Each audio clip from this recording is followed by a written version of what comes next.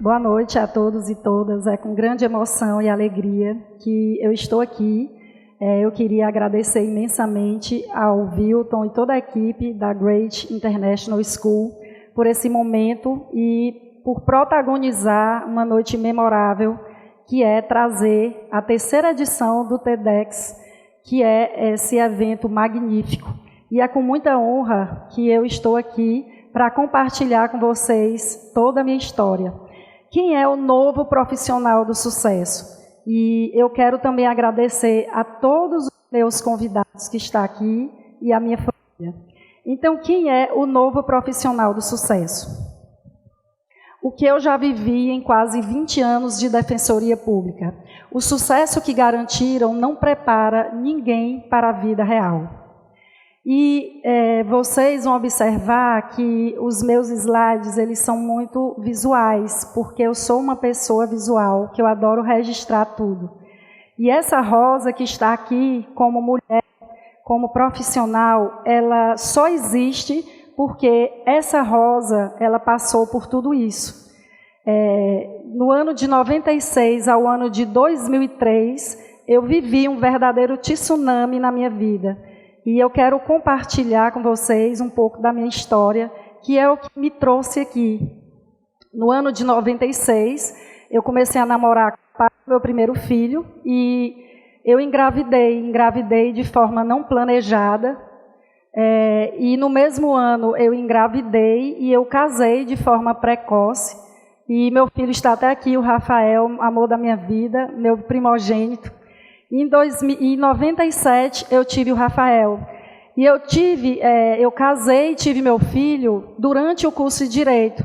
Foi muito difícil eu compatibilizar o meu estudo no curso, a maternidade, e eu mudei também da casa dos meus pais. Eu saí da casa dos meus pais, eu acordei um belo dia, e com toda essa situação. Minha mãe também está aqui e ela descobriu a minha gravidez da forma mais incrível.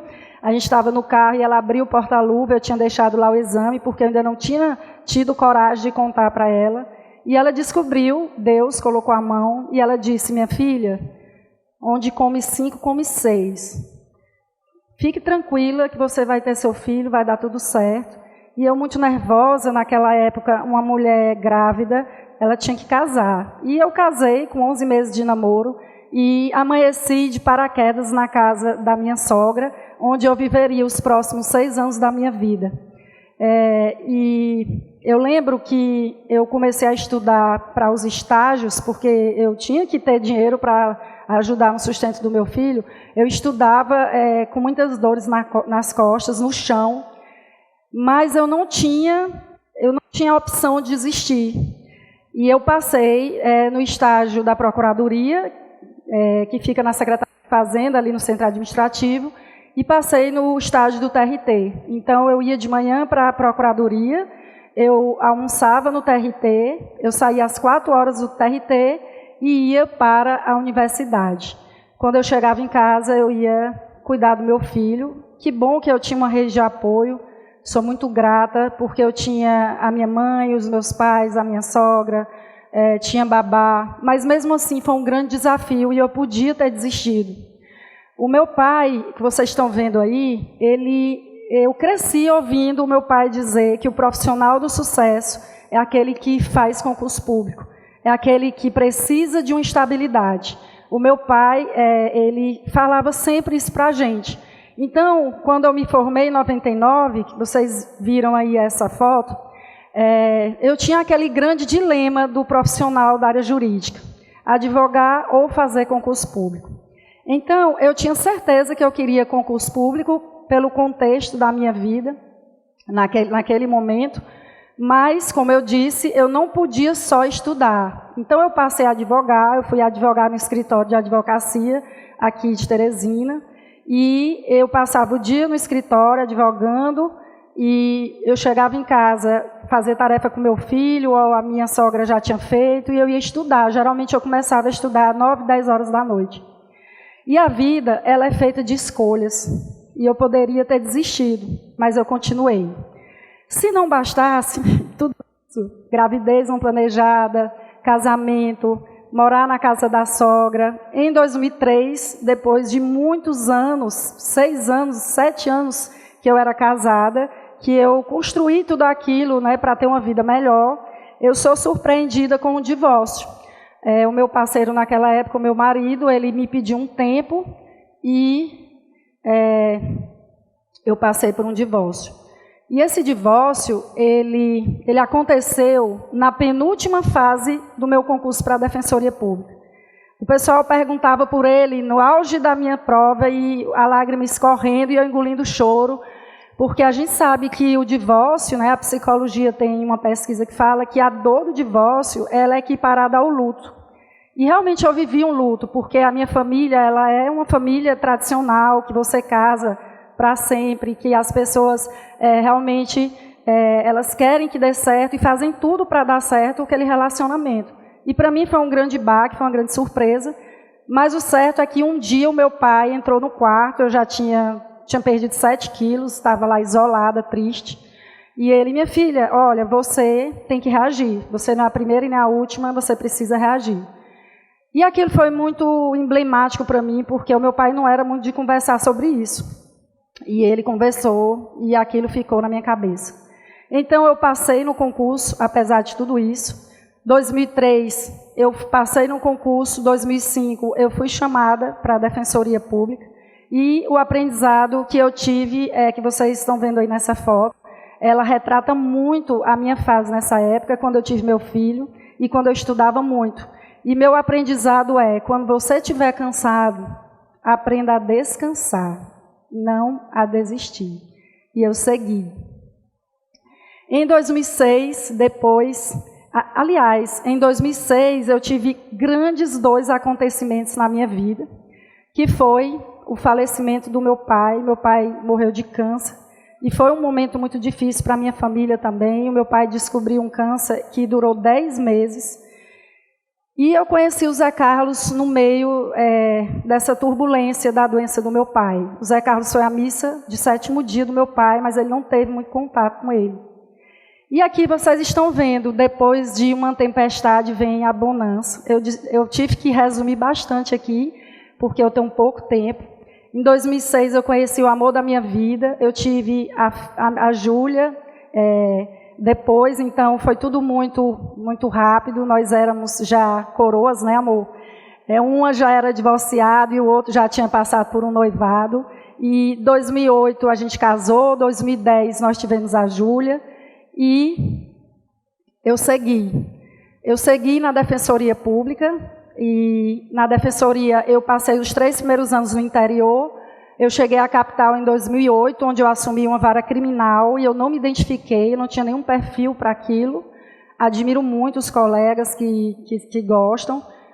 E até que em 2012 surgiu a vara de família e foi onde eu me identifiquei muito.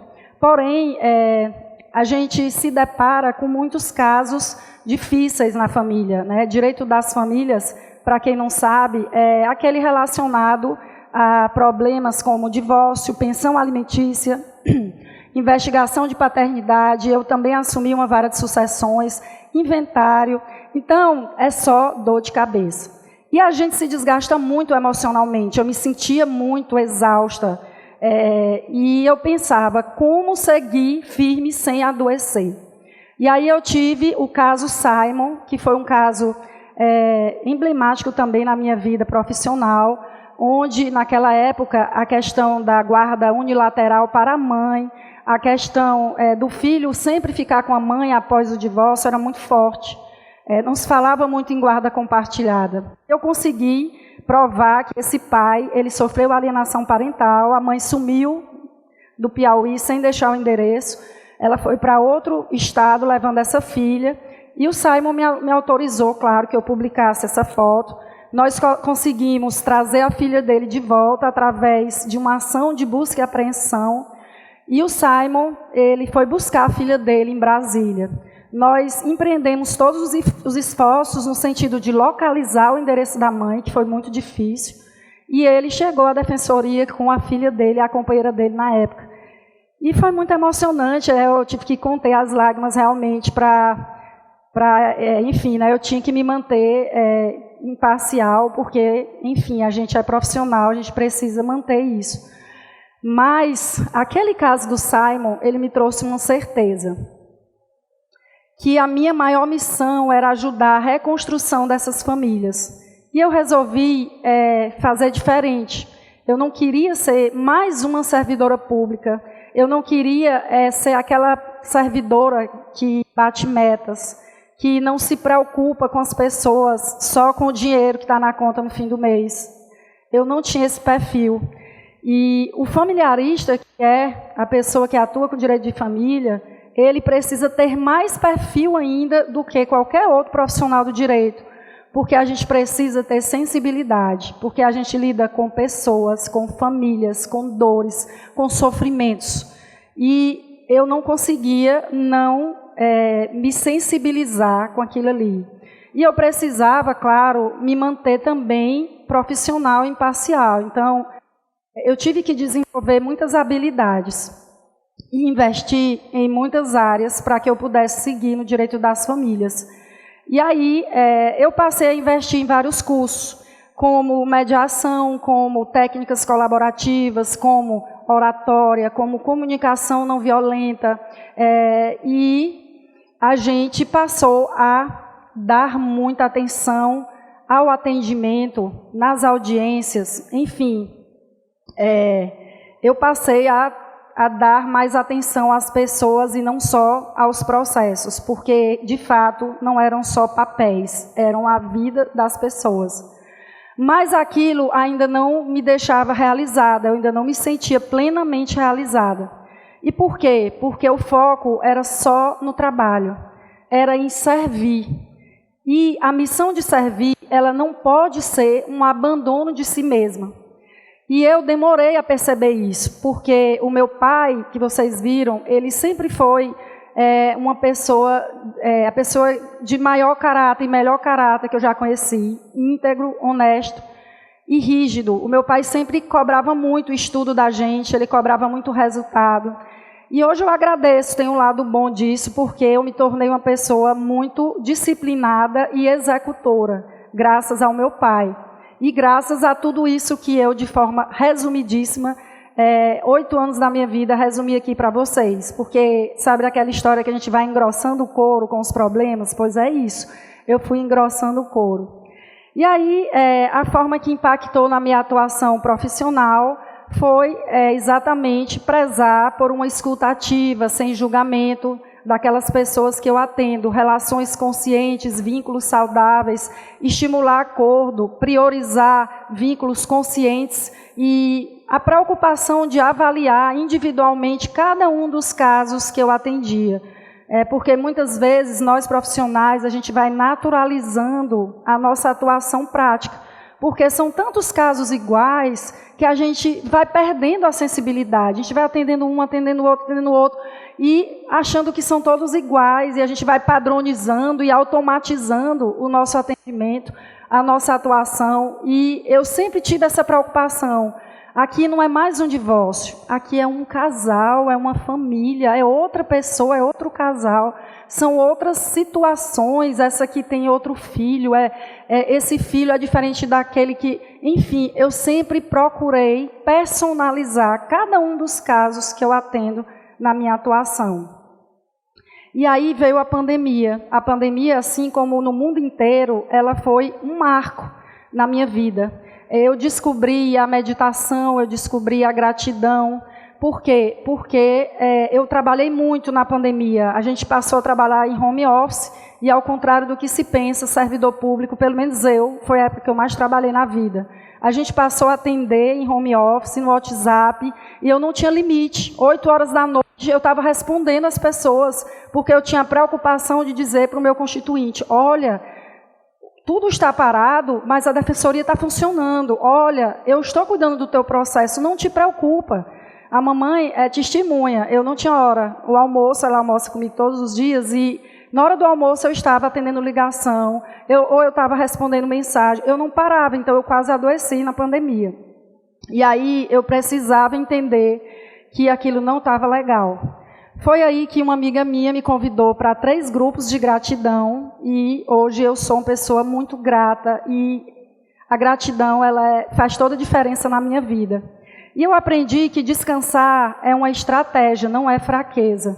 Pausar não é perder tempo, é ganhar qualidade de vida, é se fortalecer.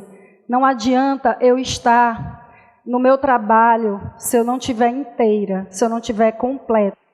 E o esporte na minha vida, ele também transformou a minha vida. Eu joguei vôlei durante 11 anos, dos 10 a 21 anos. Parei quando engravidei do meu filho e depois eu só fiquei na academia. Quando foi em 2020, eu descobri a corrida na pandemia, corri 1 ano. E um belo dia, no parque dos meus filhos, eu olhei para o beach tênis. Gente, que esporte legal, eu acho que eu vou querer fazer esse negócio. Acho que eu vou gostar. E aí eu comecei a fazer beach tênis. Hoje eu tenho mais de 35 troféus. Minha duplinha feminina está aqui, maravilhosa, a Raquel. Então, o esporte transformou minha vida porque ele me faz me reconectar com a essência. Além de muitas outras coisas que o esporte me ensina. Disciplina, constância, determinação, resiliência, respeito e resistência. E nada disso que eu falei para vocês se construiu sem crise. Como vocês veem aí, assim como no esporte, que eu levei uma raquetada na cara, não foi o Formiga que me bateu aí. Foi uma raquetada na cara que eu levei, que eu dei ponto. E aqui o pé foi uma lesão que eu tive. Então, assim, no esporte, na vida, tem muitas dificuldades. E a gente precisa ter resistência, ter resiliência para seguir em frente. Em 2020 também a psicologia entrou na minha vida, eu resolvi fazer psicologia, no ano que vem, se Deus quiser, a gente se forma, e hoje a psicologia e o direito caminham juntas na minha vida. A psicologia ela ajuda muito nas minhas relações intra e interpessoais, ela agrega muito à minha profissão, e ela me ensinou também que o processo fere, mas o propósito cura. A psicologia ela foi ali o início de uma jornada de autoconhecimento. Muitas pessoas falam em resultados rápidos. Eu não acredito. Eu acredito no processo. A gente precisa viver o processo, precisa acreditar no processo. Porque para que a gente chegue lá no propósito, é preciso que a gente passe por tudo, pela trajetória de vida, e cada um tem aqui. E aí também entrou o digital na minha vida em 2020. Eu estou aqui no TEDx hoje, graças ao digital. Eu trabalhei 15 anos na Defensoria até 2020. Ninguém me conhecia, ou me conhecia muito pouco, mas eu resolvi em 2020 apostar no digital. Eu me identificava muito, eu gosto de compartilhar os meus conhecimentos, a minha vida, as minhas experiências, aquilo que deu certo, aquilo que deu errado. E eu passei a investir muito em posicionamento, em imagem. E em tempos de desinformação, a presença consciente no digital é também um ato de cidadania e responsabilidade social. Então, eu comecei a me dedicar realmente ao estudo de marketing, a desenvolver o meu perfil no Instagram. Eu passei realmente a postar os meus conhecimentos. E a minha marca é falar de direito das famílias com leveza, com equilíbrio. Eu conseguia ali, pelo fato de eu amar e eu ter essa postura mais colaborativa, vamos dizer assim, eu conseguia transformar um assunto mais pesado em um assunto mais leve de se falar. Então, eu passei a me dedicar muito ao digital. E hoje o digital, ele é um dos meus sonhos. Lá atrás, em 2020, eu sonhei um dia estar aqui, estar num palco palestrando.